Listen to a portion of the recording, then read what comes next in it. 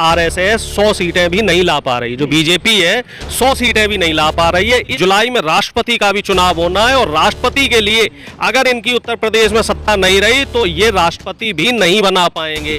ये कैसा देशभक्ति है आपकी? इस तरह का ये दिखावा करके आप क्या शो करना चाह रहे हैं? तो इनका अब विनाश शुरू हो चुका है, बिल्कुल विनाश काले विपरीत बुद्धि। ये बंगाल में लगे हुए थे, दीदी ओ दीदी, दीदी ओ दीदी, और क्या हुआ? इधर जनता मरी और उधर इनके हाथ से वहां से बंगाल भी गया। हमारे देश के जो बच्चे वो यूक्रेन में मर रहे हैं, हमारे देश के बच्चे प्यास से मर रहे हैं। काशी विश्वनाथ पीठ में क्या कर रहे हैं? डमरू बजाने में तल्लीन है। अंधेर नगरी है और चौपट राजा है। ये बे औलाद लोग हैं, इन्हें औलाद का दुख दर्द नहीं पता है और जनता इनको सही जवाब दे रही है। ये कई जगह, तमाम जगह ईवीएम से छेड़छाड़ हुई और गोरखपुर में कई जगह जो दलितों के और पिछड़ों के गांव थे वहां उनको वोट नहीं डालने दिया गया, कि जबरदस्ती स्याही लगाई गई, पुलिस प्रशासन उन्हें वोट नहीं डालने दे रहा है। और कुछ जगह ऐसी खबरें आ रही हैं कि ये लोग पोस्टल बैलेट में भी बेईमानी कर रहे हैं। तो अपनी लाठी डंडे सबको तैयार करके रखने होंगे, क्योंकि ये जो आरएसएस के लोग हैं ये दो मुंहे लोग हैं, दोगले लोग हैं। इस समय बहुत बड़ी क्रांति हमारे देश में देखने में आ रही है और इस क्रांति का रास्ता उत्तर प्रदेश की सियासत ही तय करेगी। सर्वे से पता चला है कि जहां जहां इनको कम वोट मिल रहे हैं वहां ये ईवीएम मशीन बदलने की कोशिश कर रहे हैं। इसीलिए तमाम पन्ना प्रमुख लाखों की संख्या में हर जगह पहुंचाए जा रहे हैं। ये शासन के लिए तो अपनी बहन बेटियों का जो रिश्ता है मुसलमानों से करते आए। महिला सुरक्षा पे बात क्यों नहीं कर रहे हो? सबसे ज्यादा महिलाओं के साथ अगर कहीं दुराचार की घटनाएं हो रही हैं तो उत्तर प्रदेश में हो रही हैं, तो आप उस पर एक्शन क्यों नहीं ले रहे हो? आप हर जगह दुराचारियों को बचाते हुए नजर आ रहे हो। आपका शासन प्रशासन क्या कर रहा है? वो दुराचारियों को बचा रहा है। नमस्कार, मैं हूं देव, इसमें आप देख रहे हैं लोकतंत्र टीवी। उत्तर प्रदेश चुनाव जो है समाप्ति के कगार पर है। 7वां चरण जो है बीत चुका है और 7 तारीख को भी लगभग कहा जा रहा है कि भाजपा के अगेंस्ट जो है वोट कई जगहों पर पड़े हैं। लेकिन ये भाजपा के कार्यकर्ता और आरएसएस के कई गुटबंदी लोग जो हैं ये कह रहे हैं कि 7वें चरण में सबसे ज्यादा भाजपा को वोट मिले हैं। इस समय हमारे साथ मौजूद हैं डॉक्टर अरुणेश यादव जी हमसे बात करने के लिए, क्योंकि गोरखपुर में सबसे बड़ी खबर मैं आपको बता दूं कि गोरखपुर में अभी भी मोहन भागवत, आरएसएस चीफ जो है मोहन भागवत मौजूद है। क्या प्लानिंग चल रही है, क्या स्ट्रेटेजी तैयार की जा रही है, एक बड़ी वजह क्या है, आखिर ये तमाम चीजें क्यों हो रही हैं, क्यों मोहन भागवत गोरखपुर में है, ये बहुत बड़ा सवाल है। उनका वहां रहना, उनका वहां जाना क्या दर्शाता है? डॉक्टर अरुणेश यादव जी से हम लगातार पूछने की कोशिश करेंगे। सर कैसे देख रहे हो? मोहन भागवत गोरखपुर में है, कहा जा रहा है कि योगी आदित्यनाथ को बचाने का सबसे महत्वपूर्ण हथियार, हथकंडा, आप जो भी कह लो। भाई देखिए, सबसे पहले तो आपके चैनल के जो दर्शक हैं इनका मैं धन्यवाद देना चाहूँगा। और दूसरा साहब, जो आपने सवाल किया गोरखपुर में मोहन भागवत जी क्या कर रहे हैं, आरएसएस का अभी 10 दिन पहले जब 5 फेज कंप्लीट हो गए थे तो सर्वे आया था और वो सर्वे साफ तौर पे दिखा रहा था कि 5 फेज में आरएसएस 100 सीटें भी नहीं ला पा रही, जो बीजेपी है 100 सीटें भी नहीं ला पा रही है। इस वजह से आरएसएस का संपूर्ण खेमा चिंतित है कि यहाँ तो सत्ता हाथ से निकलती हुई दिख रही है। और सबसे बड़ी बात यह है कि उत्तर प्रदेश का जो चुनाव है वो देश की सियासत को तय करता है। उत्तर प्रदेश से ही कहते हैं कि देश की सियासत निकलती है। और दूसरी जो सबसे बड़ी बात है वो ये है कि जुलाई में राष्ट्रपति का भी चुनाव होना है और राष्ट्रपति के लिए अगर इनकी उत्तर प्रदेश में सत्ता नहीं रही तो ये राष्ट्रपति भी नहीं बना पाएंगे। तो इस वजह से मोहन भागवत जी चिंतित हैं और इन्होंने योगी आदित्यनाथ जी को प्रोजेक्ट किया था एक हार्डकोर हिंदुत्व की छवि का नेता लेकर। लेकिन योगी आदित्यनाथ जी उस छवि को बनाने में असफल रहे। असफल यूं रहे क्योंकि ये सिर्फ एक जाति विशेष के नेता बन के रह गए और खुद कई जगह मंचों पे ये कहते हुए नजर आए हैं कि मैं ठाकुर नेता हूं, मैं ठाकुरों का नेता हूं। ब्राह्मणों का इन्होंने शोषण किया, तमाम ब्राह्मणों के साथ जो हत्या की घटनाएं हुई, उनके फर्जी एनकाउंटर की घटनाएं वो किसी से छुपी नहीं है। बनियों का भी इन्होंने एनकाउंटर किए हैं। गोरखपुर में जो एक बनिया व्यापारी के साथ हुआ था तो वो खबर भी किसी से छुपी नहीं है। ओबीसी की तमाम जातियों के साथ हत्या, बलात्कार, दुराचार की घटनाएं हुई। एससी एसटी के तमाम जो हाथरस का कांड अभी तक दुनिया नहीं भूली है। उन्नाव का कांड अभी भी सरगर्मियों में है, कैसे कुलदीप सेंगर बाहर है। तो एक जाति विशेष के नेता योगी आदित्यनाथ जी ने बचाए हैं, एक जाति विशेष के लोगों को इन्होंने संरक्षण दिया है। तो इस वजह से मोहन भागवत जी चिंतित है। और मैं आपके चैनल के माध्यम से मोहन भागवत जी से एक सवाल करना चाह रहा हूं कि क्या उत्तर प्रदेश की सत्ता उनके लिए इतनी जरूरी है? क्या मोदी जी के लिए उत्तर प्रदेश की सत्ता इतनी जरूरी है? आप यूक्रेन में जो बच्चे फंसे हुए हैं उनको लाने का इंतजाम क्यों नहीं कर रहे हैं?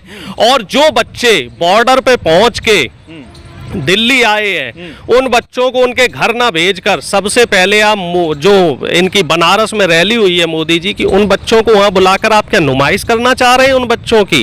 ये कैसा देशभक्ति है आपकी? इस तरह का ये दिखावा करके आप क्या शो करना चाह रहे हैं? डमरू बजाया जा रहा है ना, एक तरफ यूक्रेन में जहां 600 किलोमीटर भारतीय छात्र पैदल जा रहे हैं दूसरे बॉर्डर पे प्लेन के लिए, यानी कि हवाई जहाज के लिए, वहीं पर नरेंद्र मोदी जी वाराणसी में डमरू बजा रहे हैं। तो गोरखपुर में साक्षात जो है आरएसएस चीफ मोहन भागवत बैठे हुए हैं। डमरू बजाना, उधर छात्रों की जिस तरीके से समस्या बढ़ रही है उसको किस तरह से देखो, इनका अब विनाश शुरू हो चुका है। बिल्कुल, विनाश काले विपरीत बुद्धि। पिछली बार भी जो कोरोना का सेकंड फेज था, ये बंगाल में लगे हुए थे, दीदी ओ दीदी, दीदी ओ दीदी, और क्या हुआ? इधर जनता मरी और उधर इनके हाथ से वहां से बंगाल भी गया। ऐसा ही यहाँ हो रहा है। इस बार यूक्रेन की त्रासदी आई, दुनिया के तमाम देश, सभी देशों ने अपने बच्चों को सुरक्षित इवैक्यूएट कर लिया, लेकिन हमारे साहब क्या कर रहे हैं? एक कहावत है ना, पूरा देश जल रहा था और नीरो क्या कर रहा था? बंसी बजा रहा था। वैसे ही हमारे देश के जो बच्चे हैं वो यूक्रेन में मर रहे हैं। हमारे देश के बच्चे प्यास से मर रहे हैं। एक वीडियो वायरल हुआ है जिसमें बच्चे बर्फ को पिघलाकर पी रहे हैं, और हमारे साहब गोरखपुर में काशी विश्वनाथ पीठ में क्या कर रहे हैं? डमरू बजाने में तल्लीन है।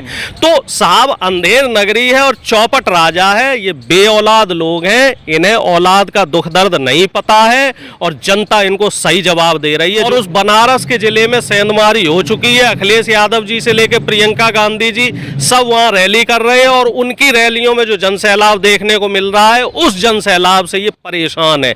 इसी वजह से ये कूटनीति का काम कर रहे हैं। और सुनने में ये खबरें आ रही है कई जगह, तमाम जगह ईवीएम से छेड़छाड़ हुई, और गोरखपुर में कई जगह जो दलितों के और पिछड़ों के गांव थे वहां उनको वोट नहीं डालने दिया गया। कई जगह मेरे पास खबरें आई हैं कि उनके रात में ही उनके हाथ में स्याही लगा दी गई है, और कई जगह ऐसी भी खबरें, बिल्कुल जबरदस्ती, बिल्कुल, और आप जैसे निर्भीक पत्रकारों ने इसको लाइव दिखाया है कि जबरदस्ती स्याही लगाई गई, पुलिस प्रशासन उन्हें वोट नहीं डालने दे रहा है। और कुछ जगह ऐसी खबरें आ रही हैं कि ये लोग पोस्टल बैलेट में भी बेईमानी कर रहे हैं। तो हमें इस समय सचेत रहना होगा, और जो ये बेईमानी करने की कोशिश करें तो इन्हें ईंट का जवाब पत्थर से देना होगा। अपनी लाठी डंडे सबको तैयार करके रखने होंगे, क्योंकि ये जो आरएसएस के लोग हैं ये दो मुंहे लोग हैं, दोगले लोग हैं। ये सत्ता के लिए किसी भी हद तक गिर सकते हैं, क्योंकि इनके लिए सबसे पहले सत्ता है। जब देश गुलाम था तब ये आज़ादी के आंदोलन में नहीं थे, तब ये अंग्रेजों की चापलूसी कर रहे थे। और अब जब इनको सत्ता दी है, और सत्ता किस लिए दी गई थी? इनको सत्ता दी गई थी युवाओं का रोजगार देने के लिए, महिलाओं की सुरक्षा के लिए, और किसानों की आय डबल करने के लिए। और इन्होंने क्या किया? महिलाओं के साथ अत्याचार की घटनाएं बढ़ी हैं, 30% इजाफा हुआ है, और बेरोजगारी दर इस समय 4.9% है, पहले से दोगुनी हो चुकी है। और किसानों की आय डबल करने की बात कर रहे हैं, किसानों की आय इन्होंने आधी कर दी है। तो इस समय बहुत बड़ी क्रांति हमारे देश में देखने में आ रही है, और इस क्रांति का रास्ता उत्तर प्रदेश की सियासत ही तय करेगी है। सिर्फ मोहन भागवत ही नहीं, और भी तमाम आला अधिकारी जो आरएसएस से वास्ता रखते हैं, कई सारे संघ कर्मी भी वहां पर तैनात किए गए। क्या वजह है सर?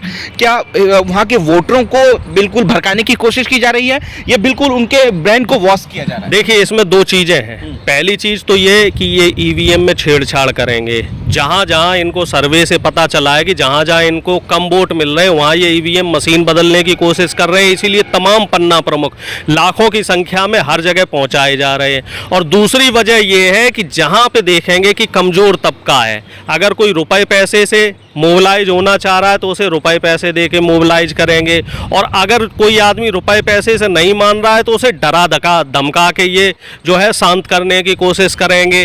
कुछ क्षेत्रों में ऐसी भी खबरें आई हैं कि इन्होंने पैसा पानी की तरह बहाया है। सर ये भी खबर आ रही है कि पुलिस आरएसएस वाले पुलिस ड्रेस में, पुलिसिया ड्रेस में भी ईवीएम के साथ छेड़खानी करने, सर फर्क नजर नहीं आता। देखो इसमें कोई नई बात नहीं है। जामिया में जो कांड हुआ, जेएनयू में जो कांड हुआ, और उसके बाद जो दिल्ली में हिंसा हुई, सब उसमें पुलिस के वेश में आरएसएस के लोग थे। ये चीज तो प्रमाणित हो चुकी है, ये चीज तो प्रमाणित हो चुकी है, बकायदा इसके वीडियो वायरल हो चुके हैं। और चूंकि इसमें शासन की मिला हुआ था शासन, इसी वजह से कोई कार्रवाई नहीं हुई। नहीं तो कार्रवाई होनी थी। कार्रवाई क्यों? ईवीएम पुलिस के यूपी में भी इसी तरीके का प्लान किया जा रहा है। ये आरएसएस के लोग, मैं आपसे फिर कह रहा हूं, ये किसी भी हद तक गिर सकते हैं। ये शासन सत्ता का दुरुपयोग करने में बिल्कुल गुरेज नहीं करेंगे। ये शासन के लिए तो अपनी बहन बेटियों का जो रिश्ता है मुसलमानों से करते आए हैं, ये हिंदुत्व की बात करते हैं। सबसे ज्यादा जो रोटी बेटी का संबंध है वो किसका है? आरएसएस के लोगों का ही है। नेता तो अमित अग्रवाल मेरठ के विधायक हैं, वो लगातार ये बात कह रहे हैं कि शहनवाज हुसैन भी हिंदू हैं, वो हनुमान चालीसा पढ़ रहे हैं, तमाम चीजें पढ़ रहे हैं, और ऐसे समय में जहां यूपी में चुनाव चल रहा है। सर भाई साहब एक चीज आप समझ लीजिए, हमारे देश में कभी भी धर्म तो मुद्दा रहा ही नहीं है। हजारों साल से यहाँ हिंदू रह रहा, हजारों साल से यहाँ मुस्लिम रह रहा, सब साथ में रह रहे। ईद भी हम मनाते हैं, दिवाली भी हम मनाते हैं। धर्म को मुद्दा किसने बनाया? देश की आज़ादी में किसका योगदान रहा? हिंदू मुस्लिम दोनों का बराबर योगदान रहा। देश को तोड़ने का काम किसने किया? जिन्ना ने और हिंदू महासभा ने। कांग्रेस ने देश को जोड़ने का काम किया, इन्होंने देश को तोड़ने का काम किया। और मैं आपको ये साफ तौर पे बता रहा हूं, जब चुनाव आता है तभी आपका हिंदू मुस्लिम का जिन निकल के क्यों आ जाता है। आप इस समय शिक्षा की बात क्यों नहीं कर रहे? आपने शिक्षा के स्तर को गिरा दिया है, शिक्षा के बजट को कम कर दिया, उसकी बात क्यों नहीं कर रहे?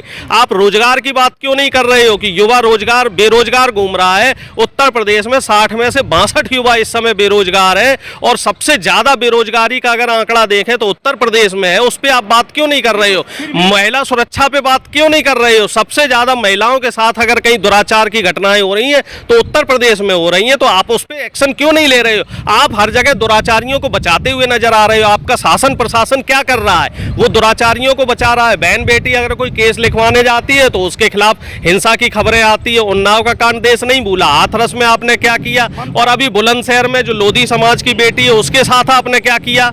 वाराणसी में सर ममता पे हमला हुआ है, ममता बनर्जी पे हमला हुआ है, रैली के दौरान उसको कैसे देख रहे हैं सर? देखिए ममता बनर्जी जी पे भी हमला हुआ, और जो विपक्ष के नेता हैं स्वामी प्रसाद मौर्य जी, उनकी गाड़ी पे भी हमला हुआ है। कौन कर रहा है सर? ये सारे आरएसएस के लोग हैं, ये डर चुके हैं, इनको भय लग गया है कि अब इनके हाथ से सत्ता जा रही है, क्योंकि किसान इनके खिलाफ है, युवाओं को इन्होंने रोजगार नहीं दिया तो युवा इनके खिलाफ है, महिलाओं की सुरक्षा की सुनिश्चिति नहीं हुई तो महिलाएं इनके खिलाफ है, इन्होंने श्रम कानून भी खत्म कर दिया, लेबर लॉ भी खत्म कर दिया, तो जो श्रमिक है वो भी इनके खिलाफ है, और पूरी जो प्रदेश की जनता है वो एक सुर में इस बार इनके खिलाफ वोट कर रही है। और आप देखते जाना कि चौथे नंबर पे ये पार्टी रहेगी, और इसका बिल्कुल चौथे नंबर पे रहेगी। पहले नंबर पे जो किसानों की अधिकारों की सुनिश्चिति कर। सर कांग्रेस मत बोलिए। देखिए कांग्रेस या कोई भी पार्टी हो, लेकिन भारतीय जनता पार्टी इस बार चौथे नंबर पर रहेगी, ये चीज आप लिख लीजिए। चलिए बहुत बहुत शुक्रिया। जिस तरीके से हमारे साथ डॉक्टर उमेश यादव ने एक बड़ी जो है अपना बयान दिया, बड़ा बयान दिया है कि मोहन भागवत का गोरखपुर में होना मठ का एक बचाव के लिए वहां पर है। तमाम आरएसएस के लोग मौजूद हैं वहां पर, किसी तरह योगी की कुर्सी बचाई जाए और मठ का जो है मठ जो वो भी बचाया जाए योगी आदित्यनाथ के लिए। बहुत बहुत शुक्रिया।